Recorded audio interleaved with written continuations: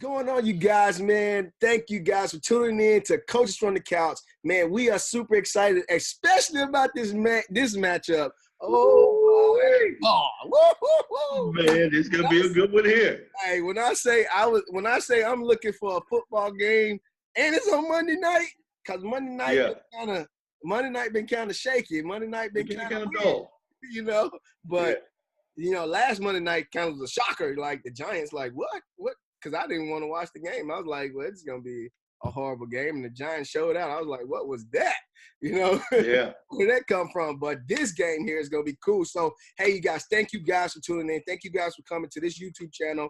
We are Coaches from the Couch, where we're talking about football. We're giving you our points about coaching up a team, and we about coach teams up. So I am Coach Law, and that's Coach Stone, baby. And we are coming here, man, and we're going to break it down. And I'm telling you guys, it's going to be super amazing. Also, you guys, at the end of this, I'm going to tell you guys something super amazing about our show. Well, we want you guys to actually really do this for us also with our show because, well, as a matter of fact, I'll just tell you right now because I'm super excited about it. We're about to actually be on a digital network, right?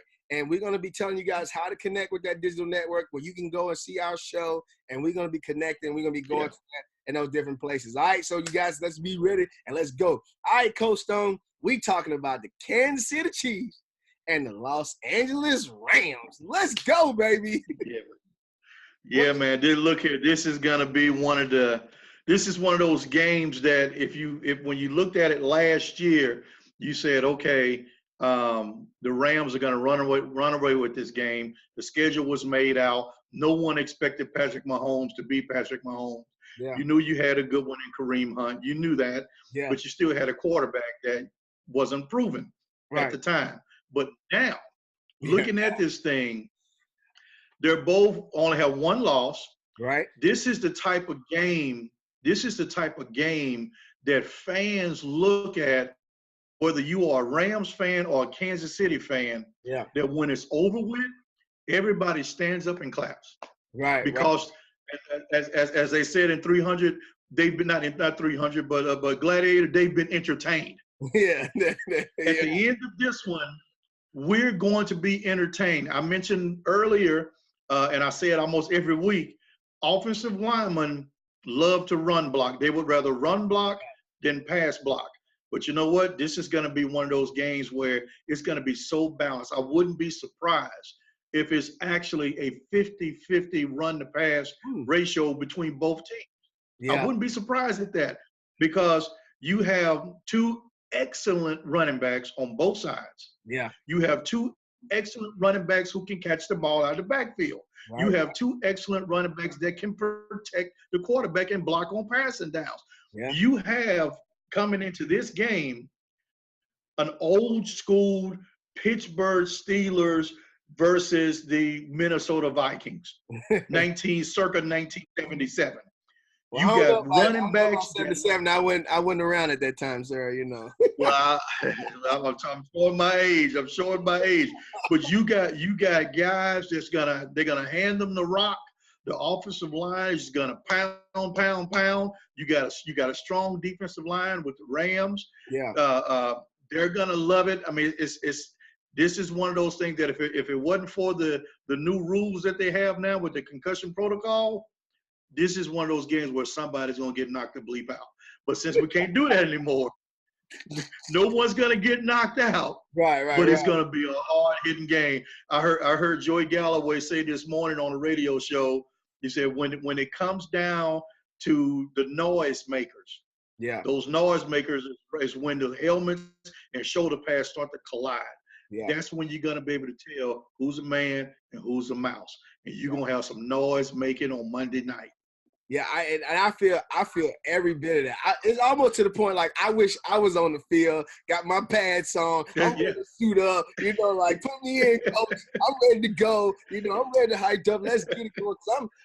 I like when I looked at this game and as I looked at the film, I'm just getting super excited about what's going to happen. Now, I'm going to have to be on the other side a little bit. If it does not live up to the hype, I'm going to be very disappointed. But me too. But I believe it's going to live up to the hype. I believe it's going to live up to, what it is. And you're right. They got those running backs. And when I'm looking at it too, them receivers, my man Hill got lightning in his shoes or something. I'm trying to figure out what what he got. He actually does have lightning in his shoes. I'm sitting up there like he blow past everybody, and it looks like everybody else is standing still, and he's running. And you like, what in the world is going on with this guy? Now, granted, he's on my fantasy squad, so I'm pretty happy for that. But I'm like, that's right. Those receivers, I mean, they're just as good. And so I look at it like this, and we talked about this about the Rams, is that they got the perfect coach for each team. One is a young coach, one is a more seasoned coach, but Andy Reid kind of coached like he's young, but I don't know where they're coming from, but I think he's more listening to Patrick Mahomes than he is kind of what he wants to do. And so that's a good thing because he can listen. But I'm looking at those quarterbacks. I think this game is going to I'm a defensive guy, but I ain't talking about defense because I don't believe in neither one of their defenses. But I'm looking at that the quarterbacks is going to have to outsmart each other or they're going to have to win the game. And when I look at it and say which quarterback that I feel will win the game and it's going to be on their back, I'm going with Pat. I think Pat has what it takes to actually win the game. See, Goff, I think he's going to have the skill set. He know how to, pop. He know his guys. But when it comes down that you getting punched and punched back, you know what I'm saying? You hit and he throwing the counter. You hit and he throwing the counter. You trying to figure out what's your next move. I think Pat has that edge on Goff, and I think they're going to come out on top because of that edge. I don't see anything else that – I think everything else is balanced to me. Everything else is balanced except that edge factor that Pat got. Yeah. Well, if you remember, we talked about a couple of weeks ago about the 5-step drop and how I was not a big fan of the 5-step drop or the pistol. Yeah. And in fact, I blew your phone up, texting you on the game that every time they went 5-step drop, they got sacked. It went 5 times and got 5 sacks. Yeah. And so Kansas City also runs the pistol. They run it a lot. But you know what they do out of the pistol that a lot of other teams don't do? What's that? They run out of the pistol. Yeah. See, they don't always pass out of the pistol. They run out of the pistol. And when they run out of the pistol, that's going to put those defensive linemen, Donald and Sue. Yeah. You heard me talk about those guys. Yeah. Now they got to be honest. When they're playing against a guy that throws the ball out of the pistol, they can do what they always just say, pin their ears back and just go. Right. And when they get after the quarterback and he's only at a 5-step drop, if he don't have a person to throw it to right away, Sue and Donald, mainly Donald, is getting to the quarterback and he's disrupting the offense. Yeah. But when they run the ball out of there, now if you pin your ears back and you bust through that line, you may find yourself looking at the running back running behind you. Yeah. So they have to be a little bit more honest, which means they can't be as aggressive. And what makes Donald as good as he is? What makes him as good as he is because he is aggressive. Because let's face it, he's an undersized defensive tackle. Right. He's bigger than me and you. Yeah. But he's a 280-pound defensive tackle, which in today's NFL is a small guy compared to 340-pound offensive guards. Right. So he relies on athleticism and quickness.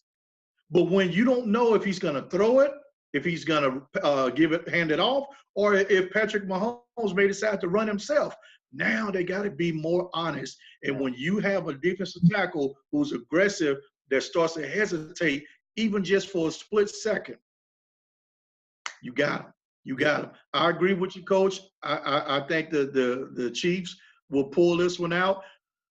But as coaches, right? Yeah. We're coaching from the couch. Yeah. If I'm Andy Reid, if I'm the the Kansas City Chiefs coach, how do I coach my team to victory against the Rams? Well, like you said, their defenses, not anything to write home about. They used to be. The Rams, that's what put them over the top. They had Gurley, but then they got this great defense that put them over the top. So now you got a good offense and good defense their defense has stepped back a little. Right. They're not where they used to be. So, but you still have that aggressiveness. Use that aggressiveness against them.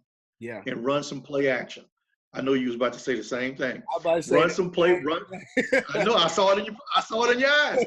Run some play action, because when you, not only when you get those defensive tackles hesitating, guess what else would you do? You get those linebackers hesitating. Right. Because if those linebackers got to hesitate, and you look at the fact that you got Kareem Hunt coming out of the background. This dude's, what is it, 225 pounds? Yeah. When he's coming at you like a real man. Right. He's coming at you. So you got to watch it, because if he gets the ball, the first thing you want to do is you want to lay a pop on him before he gets more than 5 steps. Because if he gets 5 steps, he's at full speed. Yeah. And so when they run that play action, you step up to hit Kareem Hunt, and next thing you know, it's not going to Kareem Hunt. It's going to Travis Kelce. Yeah. You hitting the tight end, going across. I'm like, oh man, and there he goes.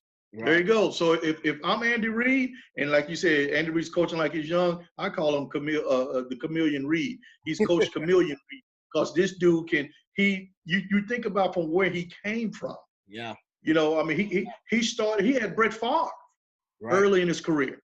Right. You know, and everywhere he's gone, he's been that guy that have adapted to his quarterback as opposed to his quarterback adapting to him. Yeah. Andy Reid is just a smart dude. He's like, and I hope Bill Gates don't get on to me about this, but he's the Bill Gates of coaching. Bill Gates is not a young dude, but Bill Gates stays ahead of the millennial game, which keeps him making money. He's staying ahead of these young players by understanding what makes these young players tick, and he's letting them play. Right. He's letting them play. So if I'm Kansas City, I'm saying use their aggressiveness against them, run the play action to make those linebackers and those defensive tackles hesitate, and he'll do the rest. Right. He'll do the rest.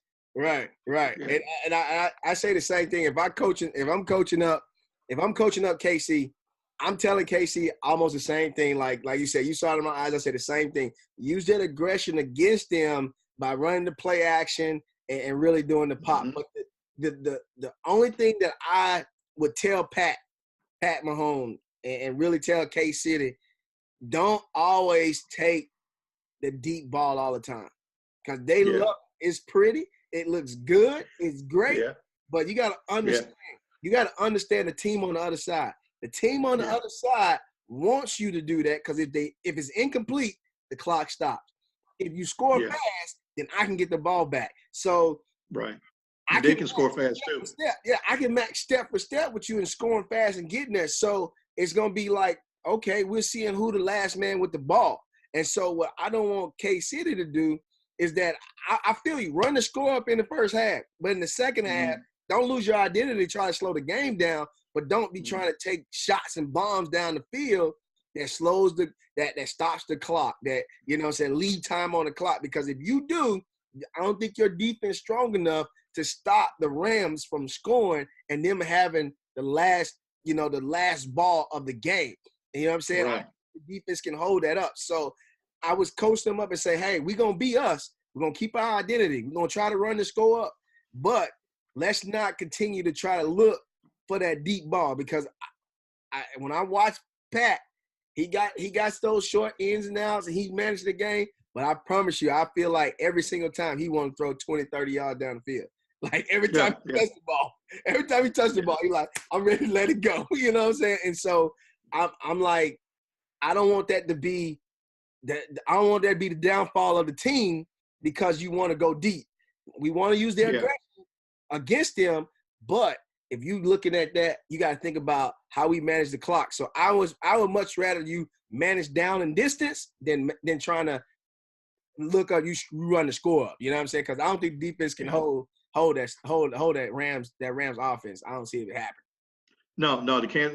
There's a reason why both of those teams are 8-1, and the reason why they're both 8-1 has everything to do with their offense. Yeah. Everything to do with their offense.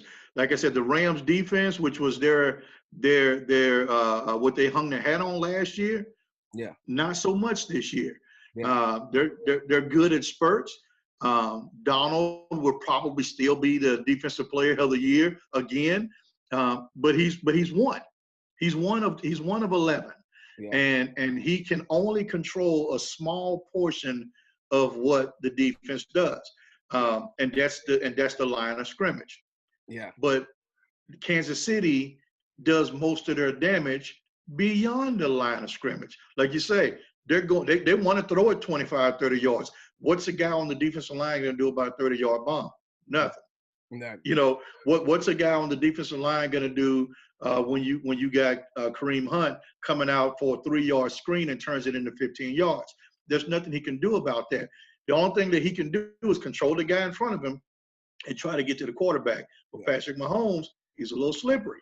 He's not going to stand there and look around and wait for a defensive tackle to come and lay the boom on him. He can move around the pocket, and those offensive linemen, they played with them long enough to know when you feel the defense starting to pull away from you. See, that's how offensive linemen get caught with so much holding. Every offensive lineman hold. Don't let them fool you. They all hold. They all hold. But when your quarterback start to run outside of what the offensive lineman think is the pocket, the defensive guy can see that. The defensive guy starts to pull away, and now his hands are out. And you see that he's been holding. Kansas City's offensive line, when you watch film on the offensive line, they know. Remember I told you last week about that internal clock? They got the internal clock in their head. They're going 4 seconds. And after 4 seconds, if the ball is not gone, they start to step back and they put their hands up like this. They don't put their hands on the player. They put their hands up like this because now they're watching to see where the defense goes. And they mirror the defense because they know they got a scrambling quarterback. If you just give him 1 more second, he'll get that ball down the field. That's why they're as good as they are. Yeah, and now let's flip flop to the other side because we like the eye test of Kansas City. We like that. We do. But on the other side of the Ram side, now I know they're high powered. I know they can score fast. I know they have a decent defense. But how I would coach them up is this: Patrick Mahomes has 500 plus yards outside the pocket. And by him having 500 plus yards outside the pocket, that's letting you know that this guy, he's going to flush himself out. Somehow he's getting, if it's not the pressure, he's flushing himself out. And he's more accurate outside than he is inside. And so what I would do is that I would want him to beat me in the pocket. Because if I flush him out and run him out there, you got Hunt out there. You got Hill out there. You got Kelsey out there. The defense can only hold for so long. Right. I would try to keep him in a pocket, let him have a pocket, and if I am going to push, I want to push straight upfield. Like, I'm not trying to do no spinning and doing none of that crazy stuff. Push straight upfield where you got them linemen backing back into him and then give him, where he's got to decide if I'm going to bounce out and if I'm not. But then if he see those edges are contained out there, then he's going to more likely try to step up or he's going to step back more and try to see if I can outrun. By that time, things are locked up outside on those DBs and those linebackers. They got it locked up. So I would tell the Rams to make sure you push upfield straight and actually create a pocket. I know it's kind of weird to say that because you don't want a quarterback to have a pocket. But 500 plus yards outside, he's more accurate outside. You want to say, okay, beat me in the pocket. Let me keep you in the pocket because I'm believing like if he's beating you outside, trust me, nobody's stopping Hill. He make one plant and then the next 2 steps is lightning fast. He up there 5 yards past you. So if he's making those catches or he's getting wide open because the defense not containing long, that's because he's bouncing out. And you not thinking like, well, I'm trying to wait till he crossed his line of scrimmage before I pop him. Because if I come up as a linebacker and he ain't crossed the line of scrimmage, right over top of my head, bam. You know what I'm saying? Like dogging. You know what I'm saying? I could have just waited. I need to see what's going to happen. And that's a tough spot for a linebacker to be. When I played linebacker, that was a tough spot to be. Outside linebacker, you sitting there, you looking, and it's like you playing double dutch. Like, come on. You know? And then they finally break the line of scrimmage, and then you commit. But then you like, man, I don't want to commit because I still feel like I got to stay in my zone, or I got to stay with my, I'm doing what I got to do. And it's like, man, you don't know what to do. So I would say to the Rams on the defense, offense is going to do what it's going to do. Put it in Gurley hands. Gurley opens up everything else. But on defense, push straight up field, seal the edge, contain the edge, and let him beat you in the pocket. Yeah. I feel you. I feel you on that, Coach. The very first show we did, I mentioned that I don't watch a whole lot of college football. I watch my school, where I went to school, but I don't watch a whole lot of college football. Yeah. But when Todd Gurley was in college, I heard about this guy. Yeah. The first thing that came to my mind was his name was Gurley, right? And so I had to watch this guy named Gurley who's beating up everybody. Yeah. I watched this dude in college, and I said, he's next. Yeah. In basketball, you're looking for the in my era anyway, the next Michael Jordan. Somebody else's era may be, my kid's era may be the next LeBron James or whatever. Coming out of Georgia, who's the next Herschel Walker, right? That's what everybody wants to know. Who's the next Herschel Walker? When I saw this dude play in college, I said, he's going to be better. He's going to be better than Herschel Walker. Speed, Herschel probably got him on speed back then. Yeah. But quickness, power running, but he's a better receiver and a better blocker than Herschel Walker was. Yeah. And he's taken that, brought it over to the NFL. He got hurt his first year, but now, man, this dude is playing like nothing has ever happened. He must have the same doctor as Adrian Peterson. I don't know, but he's getting out there, man. He's doing it. The running game sets up the passing game. Right now, I think Cooper Kupp isn't he still out? Yeah. He ACL gone. He gone. Right, he's gone. So because he was on he was on your fantasy team too.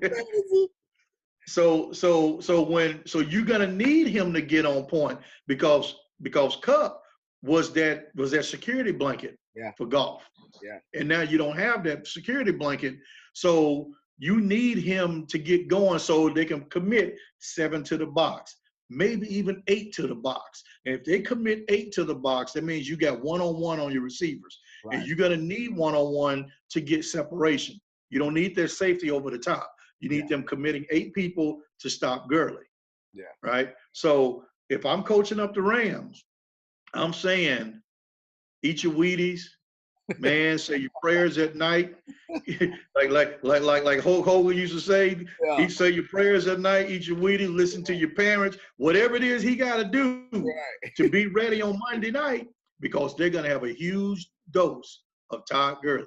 Yeah. And if I'm coaching up the Rams, I'm saying, here's the rock, run with it. Now, and I'm gonna say my final point, Coach, and I'm gonna give you a spot for you. Yeah, they didn't ask me, but my thing is this: is that I don't want the Rams to get caught up in that though. I feel like the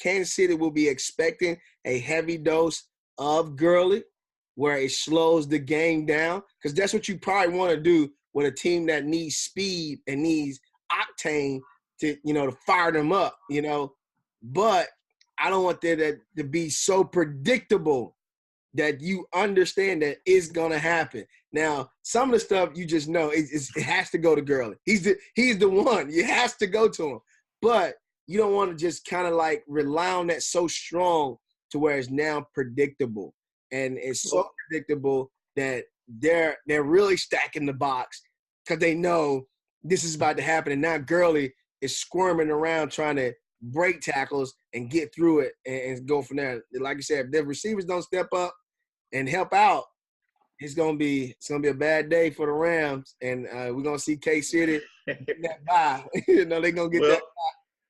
Well, Coach, I feel you on that, but let me throw this at you. Uh-huh. If it's working, don't stop it.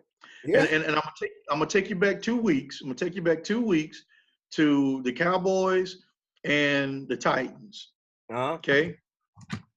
In the first half, when you stopped watching that game at halftime, you may have flipped over to another game because Cowboys gonna win this game.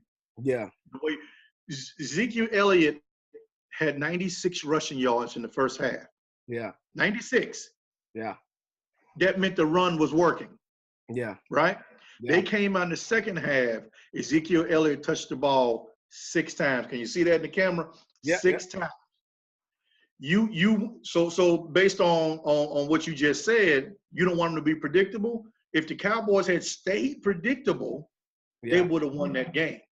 So if the predictability is working for the Rams, don't come out in the second half with anything cute and say, okay, we ran it the first half, and Gurley, you got 150 yards rushing in the first half, but we're going to come out throwing it this time. No, you keep running it until they stop it. I'm going to give you a wrestling term. My boy, the nature boy Ric Flair used to say, to beat a man, you have to beat the man. Right. And the only to stop to keep the Rams from running the ball successfully, stop the run. If they don't stop it, keep doing it. Be predictable, because guess what? They can't stop the predictability. The Titans couldn't stop the predictability in the first half. The Cowboys came out in the second half trying to get cute, and they lost the game. And when it was time to give Ezekiel Elliott the ball, it was too late. They had to throw it. Yeah. They had to throw it. So if the predictability is working, keep doing it. Gotcha. I got keep you. Doing. Well, you guys, man, we want to thank you guys for watching us, man. We want to thank you guys for tuning in. We are Coaches from the Couch, so make sure you hit the subscribe button. Make sure you share this out to your friends and family. Let them know that we talking up football. We coaching them up. We seeing things that other coaches ain't seeing, and we doing our thing, you guys. And so I'm Coach Law, and that's Coach Stone. Coach Stone. And I said I want to say something really quick before I turn it over to Coach Stone for him to do his segment, is that, listen, we are now going to be on the digital network. It's called the OWN Network, where we're going to have our shows on there, and we're going to keep expanding. We're going to keep expanding, going to keep pushing. We're going to get down in some basketball, and we're going to try to pick another sport, you know what I'm saying? So we're going to keep this show going, and we're going to be like one of the sports shows that people want to pay attention to. So make sure you keep looking at us, keep tuning in, and we're going to give you a link to subscribe to, and go and watch us on those platforms, you guys. So, Coach Stone, it's your moment. Let's go. All right, baby. So check this out. They didn't ask me, but if they did, I'm going to go back to a team that I talked about earlier in the year, the Pittsburgh Steelers. I knew you were finna go there. I knew it. I have to, man. I have to. They didn't ask me, but if they did, I would have told them Le'Veon Bell is not coming back, because what sense would it have made? He was due $14.5 million if he had came at the beginning of the season. By the time he would have come back, he would have already given up $9 million. Yeah. Which means he could have came back and got the other $5.5 million. So ding dong, the witch is dead. Why would he come back and risk his body for less money? Yeah. When he wouldn't risk his body for 14.5, he's sure not going to risk it for 5.5. Yeah. So this whole keeping the media at arms and at arm's length rather, and having everybody hanging out in the parking lot to see where he's going, and he was teasing them. You know, he was teasing. He says, "I'm leaving Miami." You know, that just meant he was leaving Miami and going someplace else. He wasn't coming to Pittsburgh, especially not this time of year. You don't leave Miami in November to go to Pittsburgh unless you're going to play football. Yeah. Dude probably went to his mama's house. He wasn't going to no Pittsburgh. If they had asked me, Coach, I would have told them, go ahead on, box that dude stuff up in some FedEx boxes, send it to his house. Send it to his house and tell him, thanks, but no thanks. And I hope to see you on another AFC team so we can get a good crack at you next year. But he kept the whole media hostage. He kept the whole Pittsburgh Steelers hostage. And if they had asked me, I'd have told them, move on without this dude. Why do you think he's going to come back at week 10 and risk getting hurt, especially now with Connor being hurt? See, when I mentioned it a few weeks ago, I said, if he comes out, he comes back, he's just going to sit on the bench because Connor's doing so well. Well, now they need him. Now they need him, and that offensive line was the first group of players to come out against him in the beginning of the season. And that's the last group you want mad at you is your offensive line. So why come back to a situation when the O-line don't really care for you anymore? Yeah. And risk getting hurt and not get that payday that you thought you were going to get. That's my story, Coach, and I'm sticking to it. That'll work. That'll work. Well, thank you, Coach, man. Thank you, everybody who's been watching, and we're going to see you guys later. Peace. Peace.